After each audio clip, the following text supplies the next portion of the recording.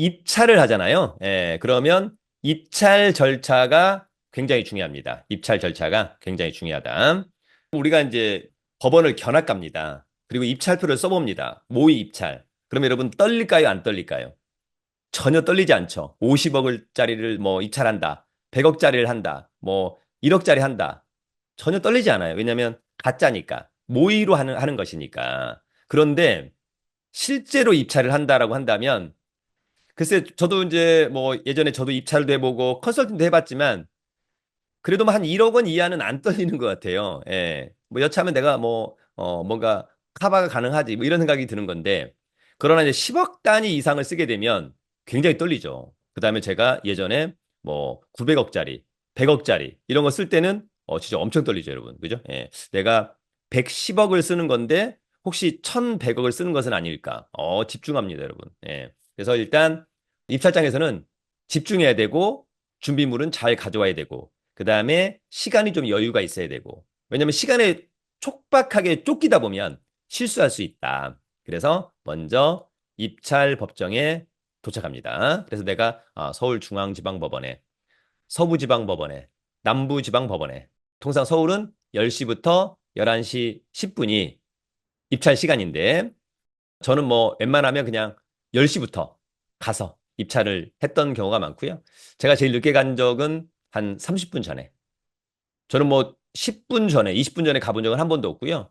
예전에 이제 성남지원에서 어떤 컨설턴트가 한 2분 남겨놓고 와가지고 사람이 너무 많으니까 입찰표를 써왔는데 다시 쓰겠다. 그랬더니 집행관이 2분밖에 안 남아서 입찰 시간을 더 이상 줄 수 없다라고 했더니 그분이 입찰표의 숫자를 바꿔가지고 안 바꿨어도 1등인데 바꾸는 바람에 무효가 되는 그런 사례들도 있었다. 아시겠죠? 그래서 입찰법정에 도착하고 항상 입찰법정에 도착하면 먼저 게시판을 확인합니다. 그래서 혹시 나의 사건이 어떤 변동이 있는지, 오늘 안 하는 것인지 이런 것들을 꼭 체크하고 왔으면 좋겠다.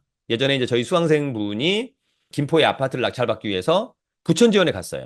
부천 지원에. 집이 이제 강동이었는데 부천 지원 가는 거니까 아침에 한 1시간 반, 2시간은 걸렸겠죠. 그래서 급하게 갔어요, 여러분. 급하게 갔는데 게시판 안 보고 그냥 입찰장에 들어간 거예요. 근데 그 게시판에 뭐라고 써 있냐? 그 사건은 오늘 변경이에요. 뭐냐? 연기된 거예요. 그럼 오늘 안 하는 거잖아요. 근데 그것을 알고 그래도 내가 그냥 공부 삼아 있겠다라고 하는 것과 그걸 안 보고 입찰표를 써서 두근두근 아무 의미가 없잖아요, 여러분. 그죠? 그래서 그런 부분들에서 게시판을 꼭 보자. 그리고 최종적으로 매각 물건 명세서를 보자. 그래서 그날의 마지막 혹시 뭐 권리상해 또는 뭔가 변동이 있는지 체크하고요. 거의 뭐 변동사항이 없죠. 그러면 입찰표를 작성해서 제출하고요. 그다음에 이제 11시 10분이 되면 서울 같은 경우에는 집행관이 입찰을 마감합니다. 라고 하고 마감하고 곧바로 한 30분 정도 개찰 준비하고 곧바로 개찰합니다. 그래서 낙찰 받거나 또는 폐찰하거나 또는 유찰되는 사건이 있거나 그다음에 이제 입찰을 종결하고 끝낸다. 이렇게 이해하면 좋은데 요걸 이제 사진을 통해서 한번 여러분들에게 알려드리도록 하겠습니다. 자, 여러분, 대부분 이제 입찰 법원들은 그냥 법원입니다, 여러분. 그래서 서울 서부지방법원, 인천지방법원, 그 다음에 서울 남부지방법원, 서울 북부지방법원. 지금 이렇게 남부지방법원에서 이렇게 정면에서 딱 쳐다보면 건물이 두 개 있어요. 그래서 오른쪽이 통상법원, 왼쪽이 검찰청. 근데 뭐 잘 모르면 그냥 들어가서 물어보면 되죠. 그래서 제가 용산에 아파트를 입찰하러 왔다 그러면 서울 서부지방법원에 가는 거죠. 그래서 애호개역에 내려서 쭉 차를 갖고 가면 너무 막히고 주차장이 너무 힘드니까 그래서 쭉 갔어요. 그래서 인포에 들어갔어요. 그랬더니 입찰하러 왔는데요. 그랬더니 나가서 왼쪽 건물 2층으로 가래요. 그래서 여기 나와서 저쪽 건물 2층으로 올라가는 거예요, 여러분. 자, 갔더니 이런 게 있다는 거예요. 부동산 매각 공고. 그래서 그날 매각 기일부가 있어요, 여러분. 그래서 오늘 내 사건이 이거야. 그럼 또 특별히 문제였구나. 특별히 문제였구나. 요거는 개별 매각이니까 물건 번호를 별도로 써야 되겠구나. 특별한 게 없어요, 여러분.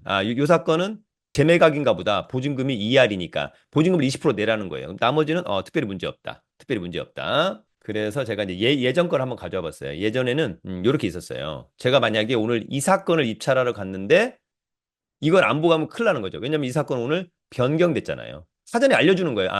변경됐구나. 그러면 이제 개인적으로는 내 개인적인 사건을 입찰하러 갔으면 그나마 나은데 제가 만약에 회사에 무슨 뭐 과장이야. 근데 회사에 물건을 입찰하러 갔어요.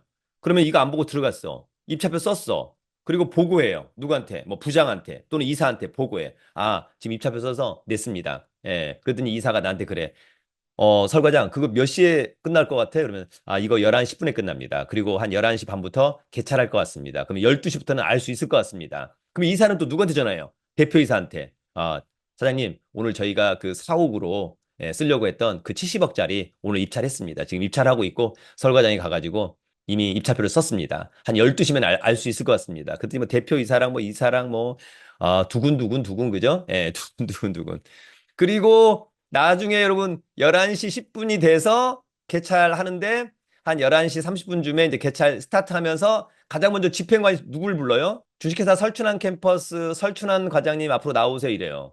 개찰 스타트하는데 잘 모르면 내가 낙찰됐나 보다. 나를 처음으로 부르지? 가죠, 그죠? 예, 그래서 맨 앞에 갔더니 집행관이 우리 설춘환 씨가 입찰하신 사건은 오늘 변경된 사건입니다. 오늘 진행하지 않는 사건입니다. 자, 보증금 받고 빨리 돌아가세요. 끝. 이게 끝이에요, 여러분. 그럼 저는 과연 회사에 이 이사랑 사장님한테 뭐라고 보고를 할까? 정말 불편하잖아요, 여러분. 그죠? 그런 겁니다. 그다음에 이 사건은 보증금을 20% 내야 된다라고 하는 점. 재매각 사건인가 봐요. 네. 재매각 사건은 낙찰이 되었다가 매각이 허가되고 확정돼서 돈까지 내라고 했는데 낙찰자가 돈을 안 낸 거죠. 그래서 다시 나왔다. 그래서 법원이 보증금을 할증한 거예요. 지금부터는 20% 내라.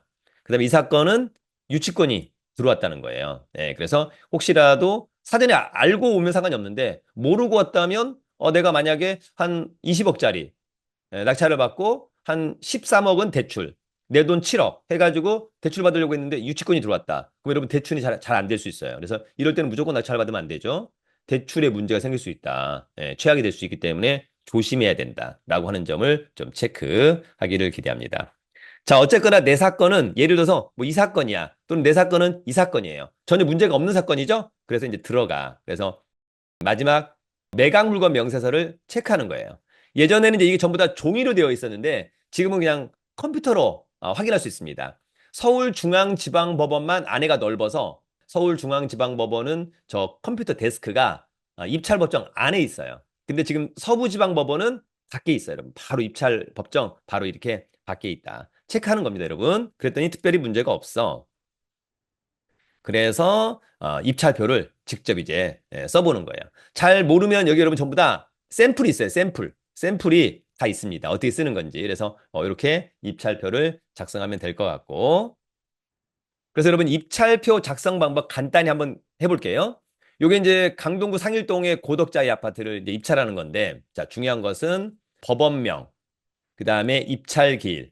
이제 가장 중요한 건 사건 번호 그대로 써야 되고요. 물건 번호 1번 그대로 쓰는 것이고요. 그 다음에 설춘한 도장 찍고요.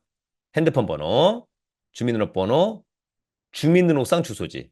오케이? 네. 그 다음에 이제 보증 금액은 입찰 보증 딱 정해져 있어요. 네. 얼마를 쓰든 1억 112만 원 그대로 내면 된다. 그대로 쓰면 되고요. 그 다음에 이제 입찰 가격은 최저 가격 이상으로 쓰면 돼요. 그래서 저는 11억 3,467만 8천 원. 오케이? 예. 그 다음에 이제 보증금은 어떻게 낼 거냐? 그러면 현금이나 자기압수표 통상 이렇게. 아니면 서울보증보험증권에서 증권으로. 그러면 이제 보증서. 이렇게 하면 될 것 같고요. 원래 이제 보증을 반환받았습니다는 폐찰되고 나서 보증금 돌려받을 때 설춘한 도장. 이렇게 이제 찍는 거죠. 자, 중요한 것은 어쨌거나 이런 데는 잘못 썼다. 그러면 수정할 수 있어요. 수정을 할 수 있어요. 예를 들어서 2022가 아니야. 24야 그러면 두 줄 긋고 도장 찍고 2024 이렇게 해도 된다는 거예요, 여러분. 그러나 여기만큼은 수정하면 안 돼요. 수정하면 무효입니다, 무효. 그래서 내가 이걸 바꿔야 될 것 같아. 그러면 얼른 입찰표를 새로 받아서 제출해야 된다. 아시겠죠? 예, 그런 부분들 체크하고요. 입찰 가격만은 좀 집중하자. 그래서 11억 3천만 원 정도 쓴다는 것을 가끔은 113억 쓰는 사람이 있어요. 그러면 낙찰이죠? 왜냐하면 보증금은 잘 낸 거니까. 낙찰. 돈 내요, 못 내요? 나중에 못 내겠지. 그러면 보증금액이 몰수당합니다. 그래서 다른 거는 다 차치하더라도 입찰 가격 쓸 때는 집중하자. 아시겠죠? 그런 부분들만 좀 정리하시면 될 것 같고요. 그래서 이제 입찰표를 써서 봉투에 넣고 보증금 넣고 봉투에 넣어서 이 봉투하고 신분증 가지고 맨 앞으로 갑니다. 자, 맨 앞에 가면은 이제 가운데 있는 남자분이나 여자분이 있어요. 이분은 집행관입니다. 과거에 법원과 검찰청의 일반 공무원 중에 약간의 고위직. 그래서 집행관이 이제 입찰 절차를 리딩한다. 이렇게 이해하면 좋을 것 같고요. 그래서 여기다 이제 입찰함에다가 투찰하는 거죠. 신분증 확인해가지고 이렇게 지금 넣어놨고 그러면 입찰 봉투 내고 저도 이제 입찰자용 수취증을 받아서 증거로 갖고 있는 거죠. 그리고 11시 10분이 되면 입찰을 마감하고 곧바로 개찰 준비. 입찰함을 열어서 개찰 준비하는 거죠. 그래서 이렇게 지금 낙찰자, 이제 폐찰자들 이렇게 하는 것이고요. 지난번에 이제 인천지방법원에 공장 컨설팅을 대신 해가지고 낙찰을 받았던 거예요. 낙찰을 받으면 받을 수 있는 거예요. 낙찰을 못 받으면 이건 못 받고 그냥 입찰 보증금 봉투 돌려받고 끝. 이렇게 되는 것이다. 라고 하는 점 체크하고요. 그래서 입찰 절차는 이렇게 해서 이제 마치게 되고 요거 갖고 이제 집에 가서 여러분 스탠바이 하고 있으면 됩니다. 그래서 일주일 있다가 매각 허가 또 일주일 동안 즉시 한거 없으면 확정. 그럼 이제 법원에서 돈 내라고 연락이 온다. 라고 해서 여러분 입찰하는 방법 함께 알아봤습니다.